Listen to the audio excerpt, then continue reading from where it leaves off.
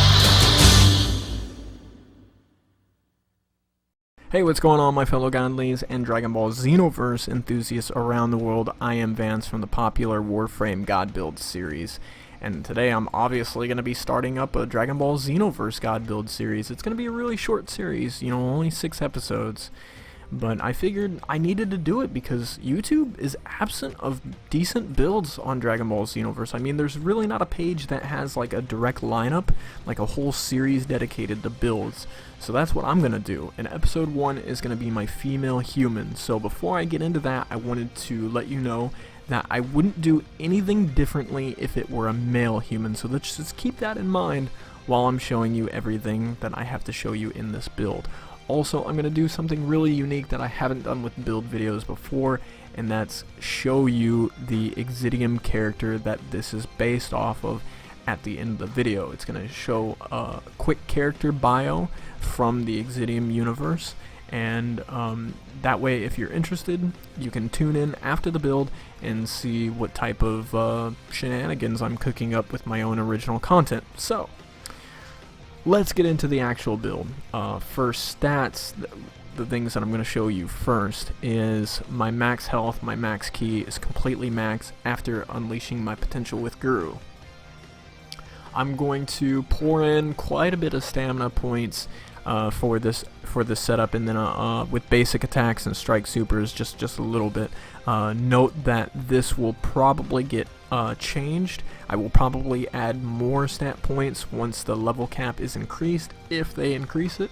So just be mindful of that. For equipment, I am using the Super Soul power base, or a power bias transformation, excuse me. And it's an awoken skill activated only ability, which boosts normal attacks by a large amount, reduces damage taken from all attacks by a large amount, and slows movement speed. The movement speed isn't so much of an issue in the Seal's Guard, still not that kind of an issue because we're going to counter that with the moves that we use. Now with the QQ Bang, I opt to use plus health, plus stamina, plus basic attack, and anything that my attribute points lacks, the QQ Bang is going to make up for. So let's move on to the meat and gravy behind this build, which is the actual skills. Now for my first attack that I'm using, I'm going to be choosing Freedom Kick because there's a lot of people who like to run away and just play really cheap online, and this is one of those moves that transports you to their location instantaneously and starts doing damage. And it's a combination thing. Once they get hit with one, they're prone to get hitting with more. And the only way out of this really is to try to do an ultimate evasive, which is going to make them waste stamina and give you the upper hand, essentially. Critical upper is something that I'm going to put at the height of my combos, specifically in those situations where I kick them away prematurely, like I didn't want to. Maybe I hit some button prematurely and it finishes off the combo a little bit early. Critical upper can follow up with this and deal additional damage.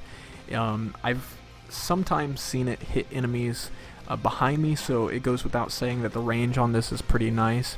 Gigantic Omega is something that I also put at the height of a combo, but with this combo it's different because I only use it when I kick them to the ground, and I only use it when they're close enough to the ground that they can ricochet off of it and still be ragdolled long enough for me to hit them with this, because what this move is going to do is it's going to charge a big ki blast in your hand. You're going to rush forward with it and either slap them in the face with it or just throw it at them. So it leaves you wide open if you try to do it to an enemy who knows it's coming.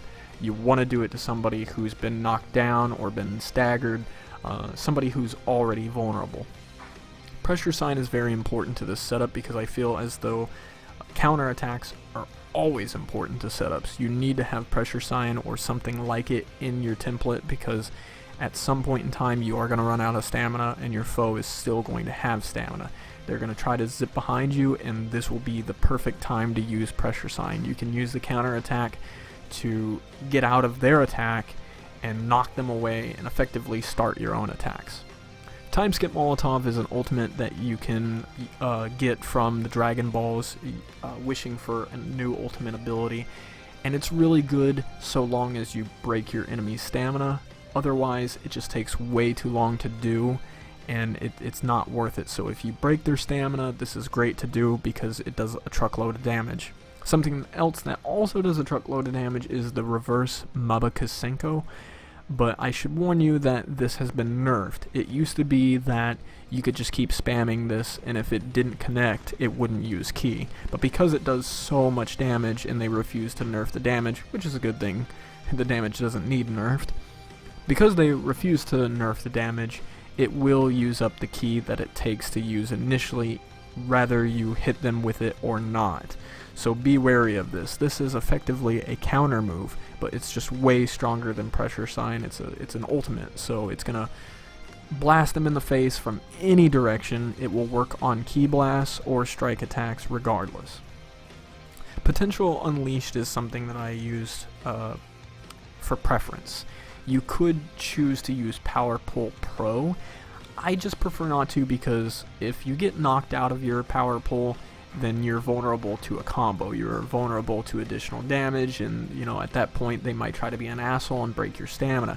So at least with Potential Unleashed, you negate a little bit of damage and you do a little bit more damage yourself, and it's going to activate your Super Soul rather nicely.